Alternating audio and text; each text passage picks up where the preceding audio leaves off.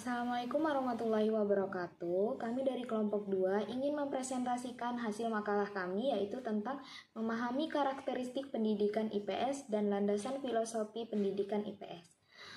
Baiklah, perkenalkan, nama saya Ayu Popiana, NPM 18160025. Di sini saya sebagai moderator dan rekan-rekan saya Dewi Febrianti, NPM 18160035, dan Resa Deadara, NPM 18160111. Baiklah, di sini saya akan menjelaskan tentang karakteristik pendidikan IPS. Yang A yaitu rasional pembelajaran IPS. Pengajaran IPS sosial student sangat penting bagi jenjang pendidikan dasar dan menengah karena siswa yang datang ke sekolah berasal dari lingkungan yang berbeda-beda. Pengenalan mereka tentang masyarakat, tempat mereka menjadi anggota diwarnai oleh lingkungan mereka tersebut.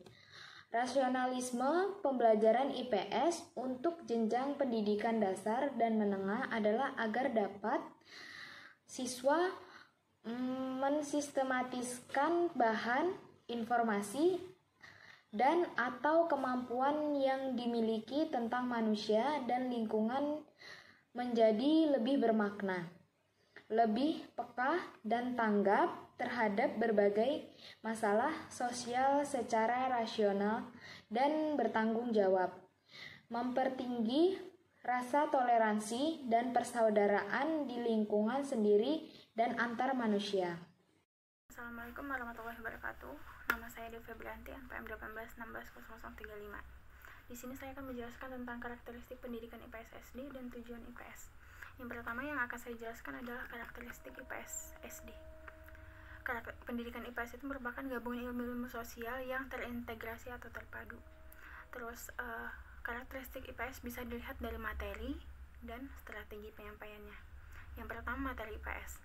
Materi IPS itu pada hakikatnya adalah menelaah interaksi antara individu dan masyarakat dengan lingkungan, fisik dan sosial budaya.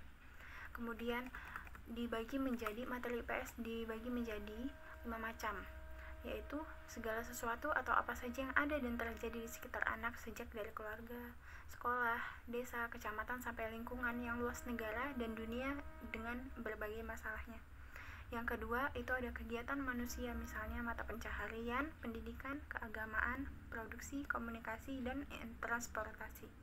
Yang ketiga, itu ada lingkungan geografi dan budaya, meliputi segala aspek geografi dan antropologi yang terdapat sejak dari lingkungan anak yang terdekat sampai yang terjauh. Kemudian yang keempat, kehidupan masa lampau, perkembangan kehidupan manusia, sejarah yang dimulai dari sejarah lingkungan terdekat sampai yang terjauh, tentang tokoh-tokoh dan kejadian-kejadian yang besar. Kemudian yang kelima, anak sebagai sumber materi, meliputi berbagai segi, dari makanan, pakaian, permainan, dan keluarga. Kemudian ada strategi penyampaian pengajaran IPS. Strategi penyampaian pengajaran IPS itu sebagian besar adalah didasarkan pada suatu tradisi, yaitu materi disusun dalam urutan anak atau diri sendiri, keluarga, masyarakat atau tetangga, kota, region, negara, dan dunia. Kemudian ada tujuan IPS. Menurut Nursid Sumat Maja tahun 2006, tujuan IPS itu adalah membina anak didik menjadi warga negara yang baik, yang memiliki pengetahuan, keterampilan, dan kepedulian sosial yang berguna bagi dirinya serta bagi masyarakat dan negara. Sedangkan secara rinci, menurut Umar Hamalik, merumuskan tujuan pendidikan IPS berorientasi pada tingkah laku para siswa, yaitu pengetahuan dan pemahaman. Di sini mentransmisikan pengetahuan dan pemahaman tentang masyarakat berupa fakta-fakta dan ide-ide kepada anak. Selain itu juga pengembangan rasa kontinuitas dan stabilitas, memberikan informasi dan teknik-teknik sehingga mereka dapat ikut memajukan masyarakat sekitarnya. Terus yang kedua, sikap belajar IPS. Mengembangkan sikap belajar yang baik, yaitu dengan belajar IPS anak memiliki kemampuan menyelidiki atau inquiry untuk menemukan ide-ide, konsep-konsep baru sehingga mereka mampu melakukan perspektif untuk masa yang akan datang.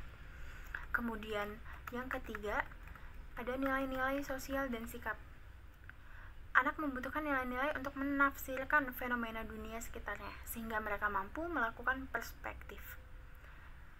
Kemudian yang keempat, keterampilan dasar IPS. Anak belajar menggunakan keterampilan dan alat-alat studi sosial. Misalnya mencari bukti dengan berpikir ilmiah, keterampilan mempelajari data masyarakat, mempertimbangkan validitas dan relevansi data, mengklasifikasikan dan menafsirkan data-data sosial, dan merumuskan kesimpulan.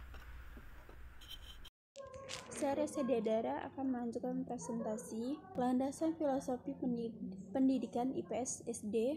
Ada dua aliran filsafat ekstremitas, yaitu sikap reaksioner, hati-hati dan takut pembaruan, dan sikap radikal, sangat mendukung pembaruan. Guru IPS dapat menempati salah satu dari 4 titik utama yang terletak di antara dua ekstremitas tersebut, yaitu perennialisme, esensialisme, progresivisme, rekonstruksionisme. Terus yang terakhir, tujuan pendidikan IPS sebagai pendidikan disiplin ilmu ini dibangun dan dikembangkan serta digunakan atau dimanfaatkan dari pendidikan IPS ini. Aspek aksiologis. Terima kasih.